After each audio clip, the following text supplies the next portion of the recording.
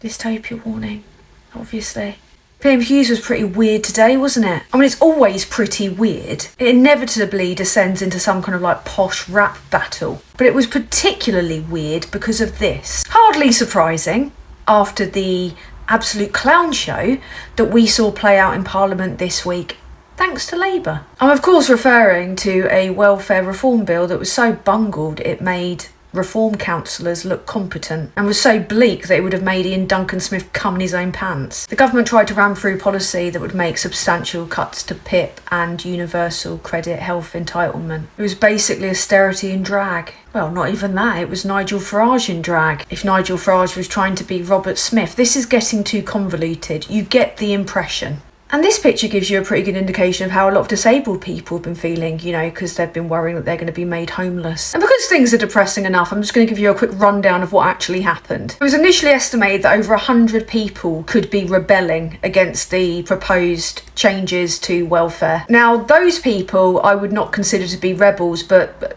you know, actual Labour MPs who stand for Labour values. After the amendments, 49 Labour MPs openly defied the whip, and it was the biggest rebellion of Starmer's premiership so far. 335 to 260 got it over the line, but it was fully neutered at this point. It was essentially a huge U-turn. Any changes to PIP are going to be put on hold pending the Timms review, in collaboration with disability groups. These changes were projected to save $5 billion annually by 2029 to 2030. Then after a reading that was reduced to 2.5 billion, and now it's more likely all. And the PIP changes could cause people with the same condition to be treated differently before and after the measures are implemented, if they are. In short, the initial bill's dead in the water. Good. But this entire charade has been immensely damaging on multiple levels. Firstly, not only has it caused unnecessary suffering and stress and anxiety to people that are already vulnerable, Labour now looks like a party that can't control its MPs, can't sell its policy, and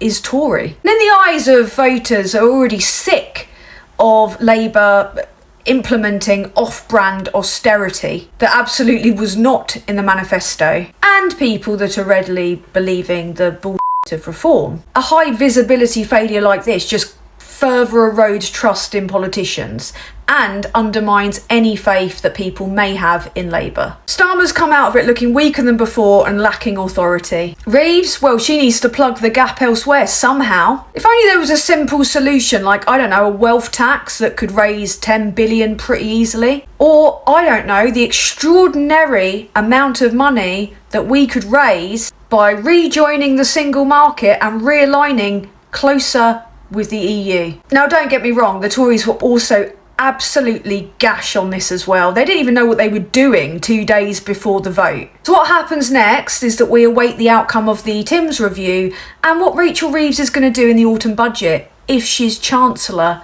at the autumn budget, because, well, it all went a little bit tiny tears at PMQs, didn't it? This was a very weird and very uncomfortable moment, which again piles on the myriad ways in which Keir Starmer lacks judgment. It's being cited as a personal matter, okay, fair enough.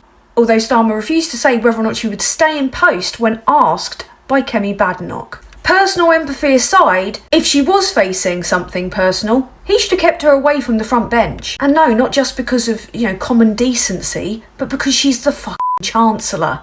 Visible tears on the front bench. What happened? Well, in layman's terms, the markets shit themselves. Sterling fell by over 1%. 10-year UK gilt yields surged 20 basis points. The biggest one-day jump since the 2022 Trussageddon mini-budget. This shit has consequences, largely because we're still shagging the ghost of neoliberalism and all of our leaders are led by the markets, yeah. An easily spooked concept ruled by the twitchy nerves of anonymous traders. Ultimately, capitalism doesn't work, does it? And any government that's not, an autocracy relies on it. Well, I say relies on it, is held hostage by it. So in short, the markets dipped because the Chancellor looked weepy and a Labour government backtracked on cutting benefits to disabled people. Markets in themselves existing aren't a problem, but markets ruling us is. Investor confidence comes before anything.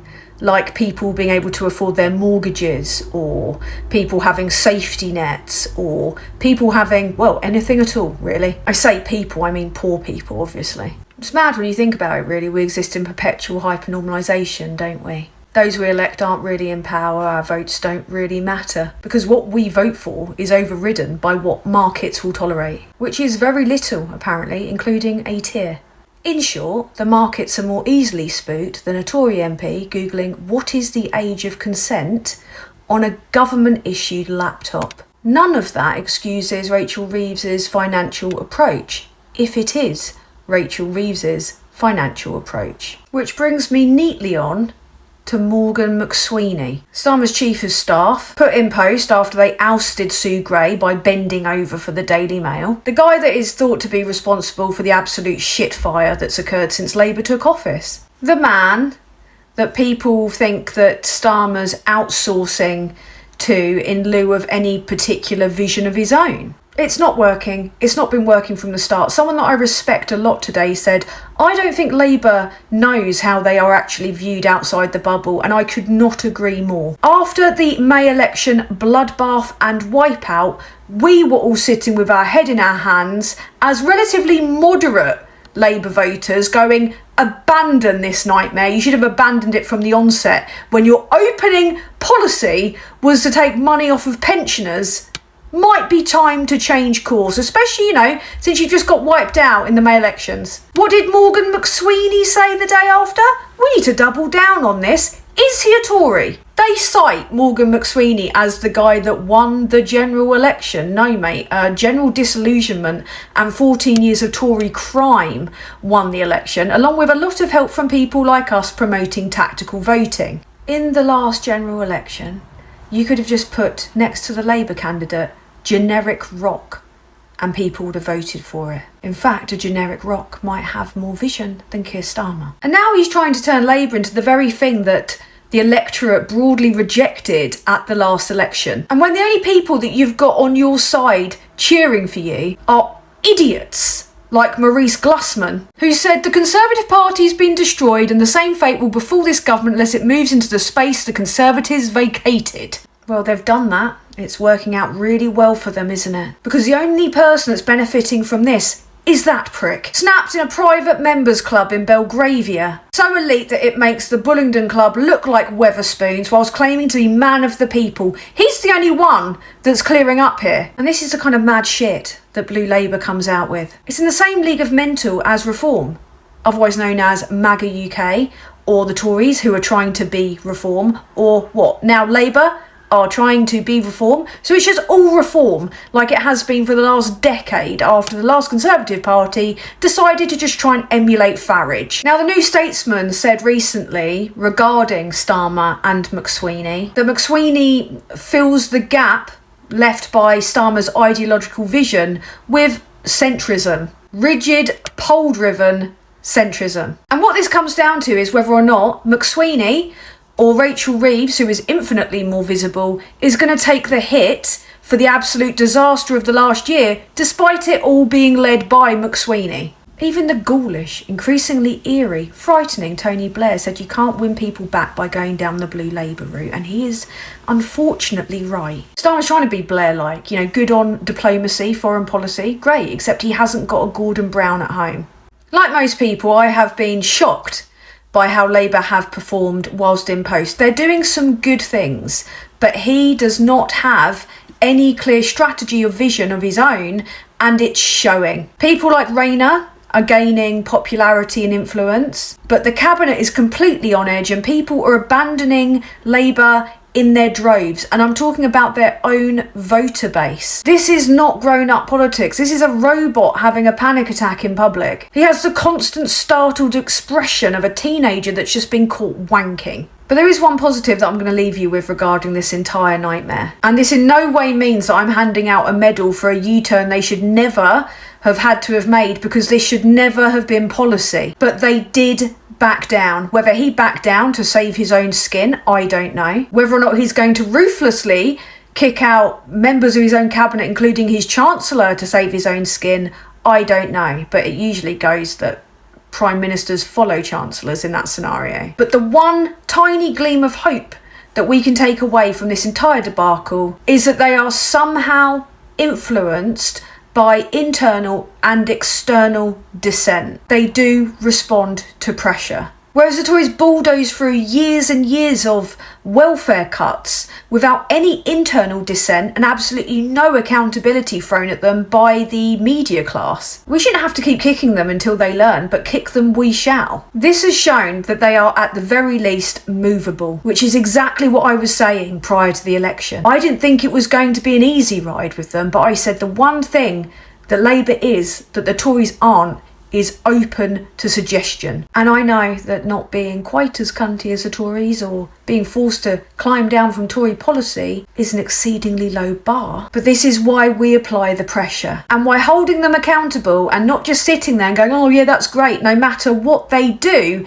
is not how you are a true Labour voter, because no true Labour voter would support cuts to the most vulnerable in society. So, in essence, Labour tried to do a pretty poor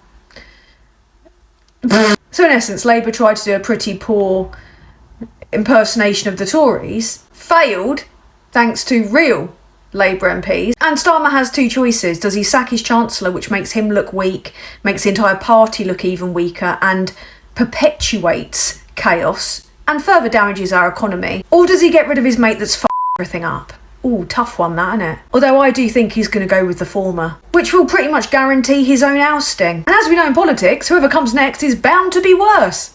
But in terms of timing, I would say that he's got until the end of the year to turn the ship around, or he's going to be in perpetual crisis mode, from which there will be no escape because he inexplicably refuses to implement press reform or regulate social media, which is radicalising people en masse in favour of the far right. Never boring, is it? Unfortunately. Until next time, I'm off to scream into your mum's lap. Don't have nightmares. And as ever, if you enjoy my content, please give me a little like and a subscribe and stick your notifications on. That is if you like political piss taking from a woman that's fueled entirely by clown blood.